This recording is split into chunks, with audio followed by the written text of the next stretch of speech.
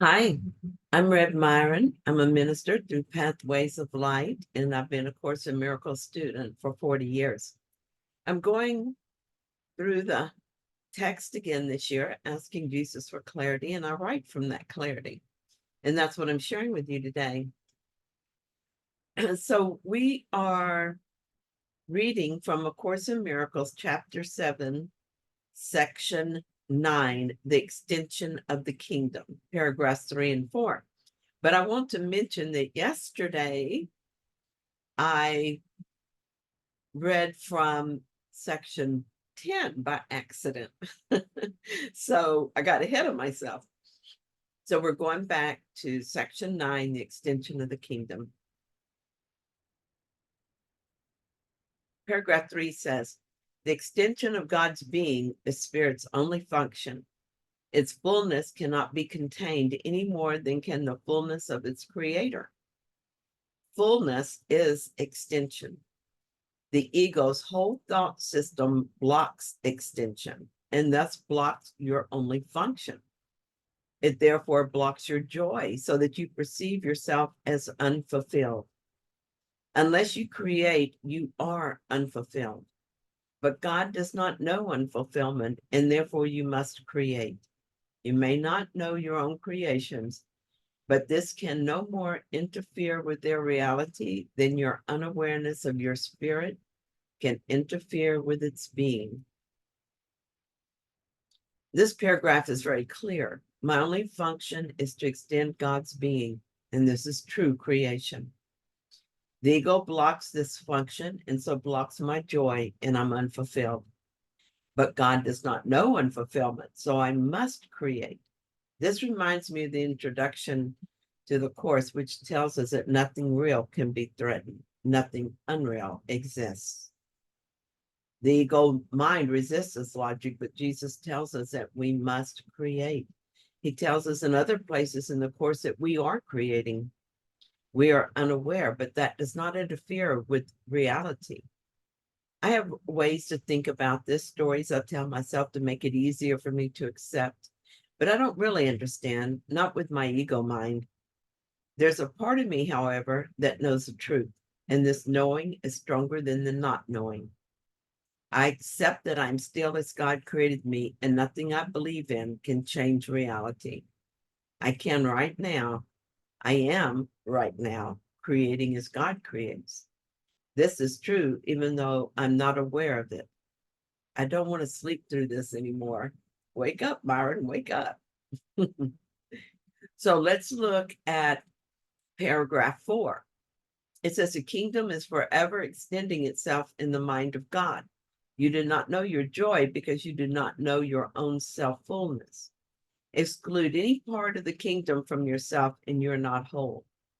A split mind cannot perceive its fullness and needs a miracle of its wholeness to dawn upon it and heal it. This reawakens a wholeness in it and restores it to the kingdom because of its acceptance of wholeness. The full appreciation of the mind's self-fullness makes selfishness impossible and extension inevitable. This is why there is perfect peace in the kingdom. Spirit is fulfilling its function, and only complete fulfillment is peace. This sentence stands out for me. Exclude any part of the kingdom from yourself, and you are not whole. First, I understand that this is a memory of my whole. It is a memory of my wholeness that restores me to the kingdom. The emphasis I want to focus on is that I cannot exclude any part of the kingdom from myself if I want to know my wholeness. I suppose that should be obvious. If I exclude, then I'm not whole. And yet I notice myself doing this. As I was sitting here this morning getting ready to read today's paragraph, I noticed a thought in my mind. It was a thought of exclusion. It was about someone I know and don't want as part of my life, part of myself.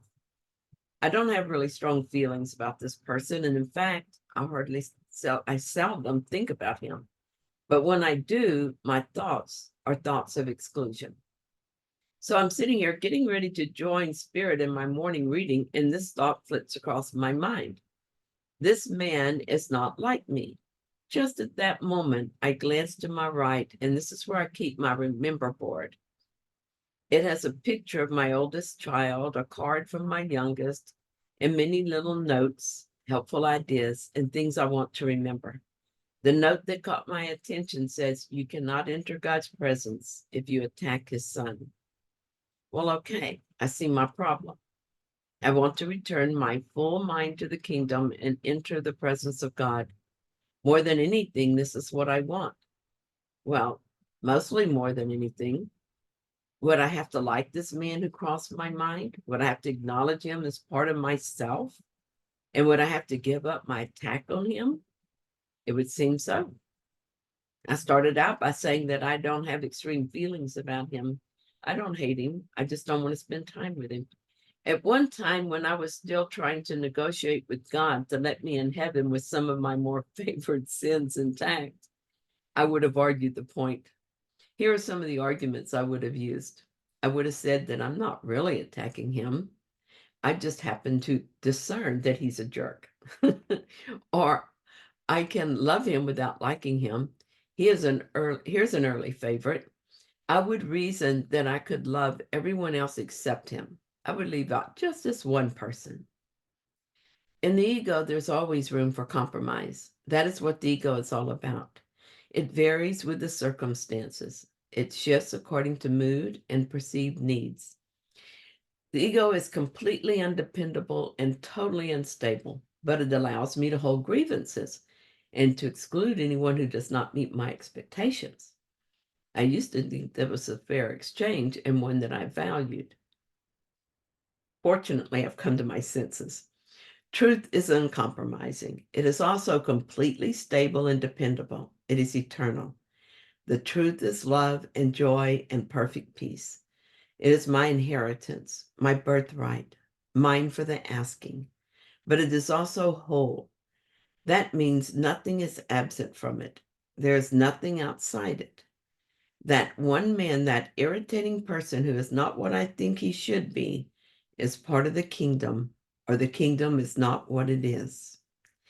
I can have the kingdom or I can have my grievance, but I cannot have both because I cannot enter God's presence if I attack his son.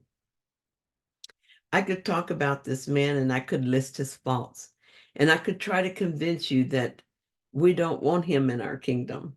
But honestly, I can't remember who it was I thought of this morning. I can't remember him or his sins. It just passed through my mind for a brief bit of time, just long enough to remind me that I still hold the belief that grievances have some value for me.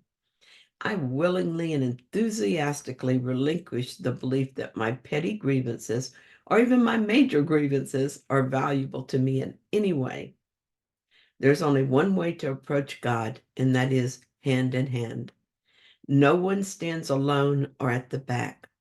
We are one whole self, and to know self, I must know my wholeness. I'm grateful for this moment of recognized insanity. It gave me the opportunity to change my mind.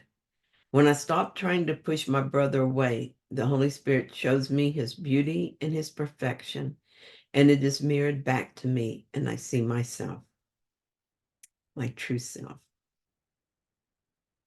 Thank you so much for joining me in this reading. I hope that you found it helpful. If you did, then please like it, and if you haven't yet, please subscribe. And I'll be back soon with another reading. See you then.